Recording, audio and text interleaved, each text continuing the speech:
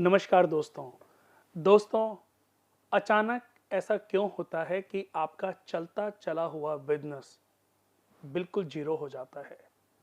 आपकी जमा पूंजी जीरो हो जाती है। आपका बिजनेस जो है बिल्कुल खत्म हो जाता है और ऐसा लगता है कि शायद जीने के सारे रास्ते बंद हो गए हैं। अगर हम ग्रहों की बात करें तो ऐसे बहुत सारे कारण होते हैं। शनि आपकी कुंडली में कारक नहीं है। गोचर में वो नीच राशि में बैठे हैं। शनि की ढैया चल रही है, शनि की साढ़े सत्ती चल रही है, या आपके ऊपर छठे, आठवें और 12वें ग्रह की महादशा आरंभ हो गई है या उनकी अंतर्दशा आरंभ हो गई है। तो ऐसी परिस्थितियां कई बार उत्पन्न होती हैं कि आपको लगता है कि आप जो कर रहे थे वो सब कुछ खत्म हो गया।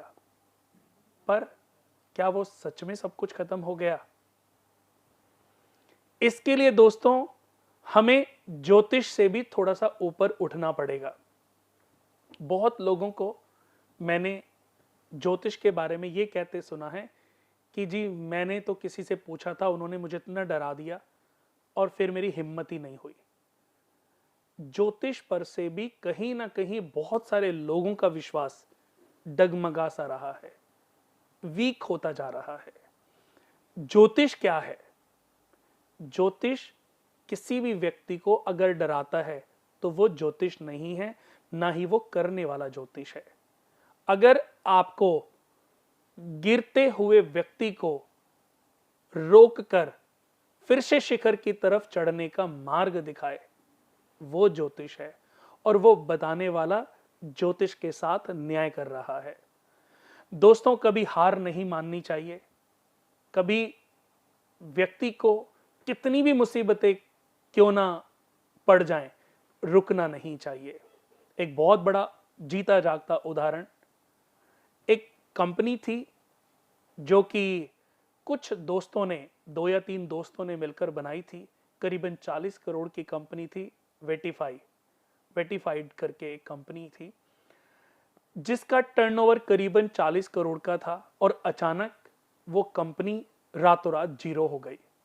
यानी कि फेसबुक पर उसका सारा बिजनेस था, फेसबुक के माध्यम से ही उसका सारा बिजनेस चल रहा था, और करीबन महीने में बात करूं उसके 50% यूजर्स की, तो वो सारे यूएस के यूजर्स थे।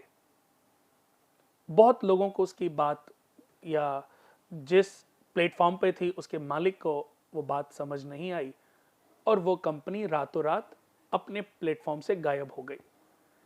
पर मैं ये नहीं बता रहा हूं कि ये क्यों हुआ। मैं बात कर रहा हूं कि उसके बाद भी उन दोस्तों ने हार नहीं मानी और फिर से एक कंपनी बनाई, उस पर मेहनत की, और उसको कुछ ही समय में इतनी ऊंचाइयां दे दी कि आज वो 200-300 करोड़ की कंपनी है। तो दोस्तों, यहां पर बहुत सारे ऐसे उदाहरण हैं जिन्होंने अपने जीवन में कुछ डिसीजंस या कुछ गलत दोस्तों की वजह से, गलत डिसीजन की वजह से, गलत लोगों के जुड़ने की वजह से, खराब महादशा के कारण, खराब अंतरदशा के कारण, खराब युति के कारण अपने बिजनेस को चौपट कर दिया। पर उनमें से बहुत सारे लोग ऐसे भी हैं जो आज उससे भी ज्यादा ऊंचाइयों को अपने मेहनत, अपनी काबिलियत के दम पर छू रहे हैं।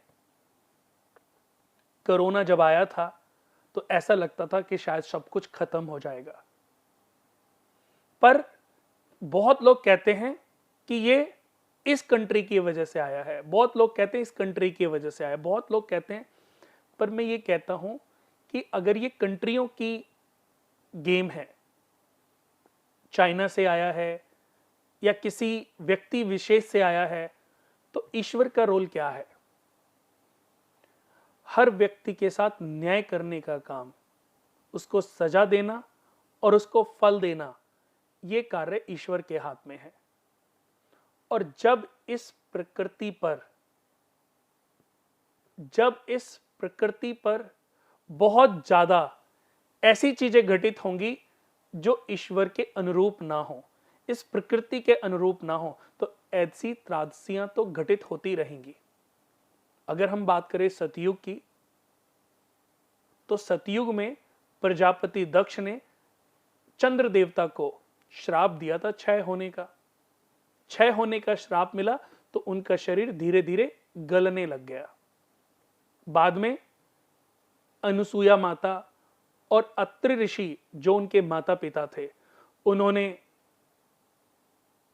महामृत्युंजय मंत्र जो कि मार्कंडे ऋषि से इजाद कराया, इस मंत्र की मदद से शिव भगवान को प्रसन्न किया और शिव भगवान ने चंद्र देवता को अभय वरदान दे दिया। आप जो देखते हैं 15 दिन चंद्रमा घटता है और फिर 15 दिन चंद्रमा बढ़ता है, ये 15 दिन जो घटता है ये प्रजापति दक्ष का श्राप है, और फिर जो चंद्रमा बढ़ता है ये शिव भगवान का अभय वरदान है। तो इस दुनिया में जो श्रापित हैं वो भी प्रभावी होंगी, और जो अच्छी चीजें हैं वो भी समय समय पर प्रभावी होंगी। तो दोस्तों, भगवान एक बहुत बड़ी चीज है, एक शक्ति है जो पूरे ब्रह्मांड को चला रही है। उसको चाहे आप किसी भी नाम से पुकार लो। जैसे एक बच्चे का जन्म होता है तो सबसे पहले उसको प्रकृति से जो नाम मिलता है वो मिलता है बेटे का, फिर दूसरा नाम मिलता है उसको भाई, फिर वो बनता है पिता, फिर वो बनता है मामा, फूफा, मौसा, नाना, दादा। अब एक ही इंसान के बहुत सारे, कि उसको एक बच्चा बोलता है पापा, एक बच्चा बोलता है चाचा, एक बच्चा बोलता है फूफा, एक बच्चा बोलता है मौसा जी, एक बच्चा दादाजी बोलता है, एक बच्चा नाना जी बोलता है, एक बच्चा उसको पापा बोलता है, एक स्त्री उनको पति मानती है। तो ऐसे ही एक ही इंसान है बट उसके नाम बहुत सारे हैं। मात पिता भ्राता सब कोई, संकट में पूछत नाही कोई, स्वामी एक है आस तुम्हारी, हाय हरहु मम संकट भारी, धन निर्धन को देत सदाही, जो कोई जांचे सो फल पाही। भगवान पर विश्वास रखने वालों को कभी दोस्तों हार देखनी नहीं पड़ती। हम पूजा पाठ जो करते हैं, मैं ये नहीं कह रहा हूं कि पूजा पाठ करने से हमारी लॉटरी लग जाती है, हमारी किस्मत बदल जाती है, पर पूजा पाठ करने से हमें इस बात की आत्मसंतुष्टि मिलती है कि भगवान हमेशा हमारे साथ हैं, और हम कितने भी स्ट्रगल क्यों ना कर रहे हैं, एक दिन सक्सेस हमें जरूर मिलेगी।